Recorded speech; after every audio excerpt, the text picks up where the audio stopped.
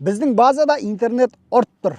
Жақында біз Starlink қойдық, $500 сатып алдық, айына $400 абонентская плата төлеп отырмыз, яғни 200 000 теңге. Біздің базаға жақын елді мекен осы жерден 120 шақырым жерде орналасқан. Соған қарамастан жайлаудың ортасында отырып 4G интернетпен секундына 250 мегабит жылдамдықпен жұмысты бұрқылдатып жатырмыз. Жалпы интернет бар жерде, байланыс бар жерде жұмыста жақсы жүреді. Егер де шама шарқыларыңыз келсе, сіздер де базаларыңызда байланыс болмаса міндетті түрде осы Starlinkті орнатып алуға кеңес беремін. Себебі неге десеңіздер, жұмыс жүру үшін жұмысшыларға ең бірінші не керек? Әрине көңіл күй керек.